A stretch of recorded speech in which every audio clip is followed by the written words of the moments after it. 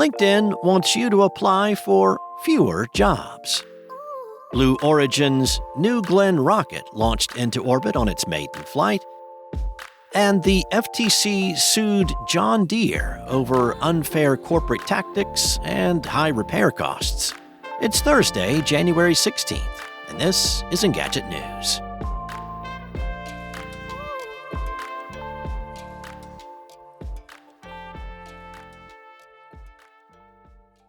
If you know anyone in the job market right now, then you've probably heard stories about just how tough it can be to even land an interview. Part of the problem, according to LinkedIn, is that too many people are applying for jobs they aren't actually qualified for, which makes it harder for good candidates to stand out. The company is hoping its new AI-powered job match feature can help address some of that disconnect. The feature, which is beginning to roll out today, uses AI to provide detailed summaries alongside job listings that let users know how qualified they actually are for a given role. LinkedIn product manager Rohan Rajiv says that the AI-powered feature goes beyond the kind of simple keyword matching that job hunters may already rely on. Instead, it attempts to understand the breadth of their experience and how it aligns with the qualifications outlined in the job description.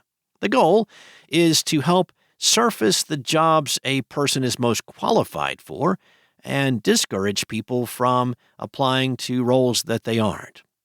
While Job Match will be available to all LinkedIn users, there are some added benefits for subscribers to LinkedIn Premium, including more granular information about their job match level. Eventually, LinkedIn will also be able to surface more qualified applicants on the recruiter side as well to make it less likely for good candidates to be overlooked. Now, whether any of this will actually ease the pain of would-be job seekers is less clear. The tech industry lost tens of thousands of jobs to layoffs last year. So did the video game industry. Media and entertainment has not fared much better either. Blue Origin's New Glenn rocket has successfully made it to space for its maiden flight a few days after its planned January 13th launch was scrubbed. The vehicle passed the Kármán line, the internationally recognized boundary of space, shortly after 2 a.m. this morning. New Glenn's booster separated from the rest of the rocket to make its way back to Earth towards a landing platform in the ocean, while its second stage and payload went on to reach orbit. The company has just announced on its live feed that it failed to land New Glenn's booster, but it was never the launch's primary purpose. Dave Limp, the company's CEO, previously stressed that the mission's objective is to reach orbit. Anything beyond that is a bonus. He said that landing the booster was ambitious, but that Blue Origin is still going for it and expects to learn a lot from the effort.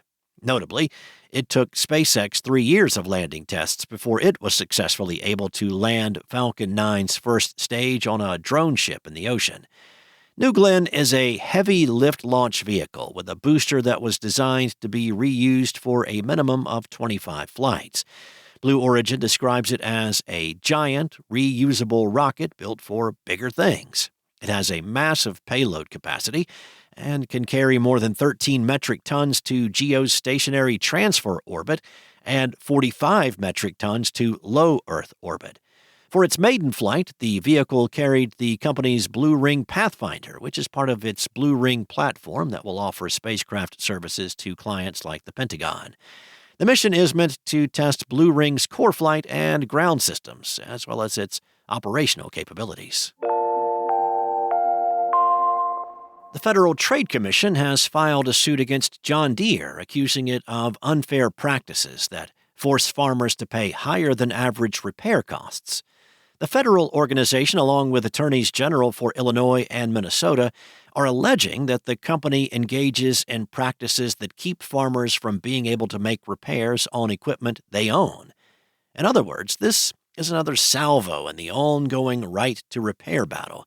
The complaint states that John Deere engages in dubious practices like incorporating software into farm equipment to dissuade people from trying to fix stuff on their own. Additionally, The suit points to decades of unlawful behavior that pushes farmers to the company's authorized network of dealers for repairs. The suit goes on to allege that Deere makes the only fully functional software repair tool capable of performing all repairs on its equipment, which was only made available to official dealers. These dealers allegedly charge higher prices than independent shops, giving the company unlawful monopoly power.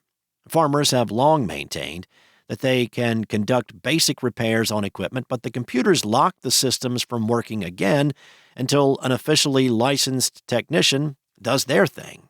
This thing, allegedly, is simply flipping a software switch. The company says it supports customers' right to repair equipment. It even signed a memorandum of understanding with the American Farm Bureau Federation. In 2023, that was supposed to make its software, tools, and documentation available to farmers and independent repair shops. Well, it does not look like that actually happened. As the suit alleges, it continues to unlawfully withhold a fully functional repair tool from equipment owners. So this lawsuit seeks to stop Deere's anti-competitive conduct by mandating access to its software repair tool, in addition to other repair resources available to authorized dealers. Nathan Proctor, PIRG's Right to Repair campaign director, said in a statement to Gizmodo that we should not tolerate companies blocking repair. When you buy something, you should be able to do whatever you want with it. Thanks for listening. This episode featured journalism from Carissa Bell, Mariella Moon, and Lawrence Bonk, and was voiced and produced from the sound studios of Spoken Layer. Enjoy your day, and I'll be back tomorrow to wrap up the week in tech with more tech news from Engadget.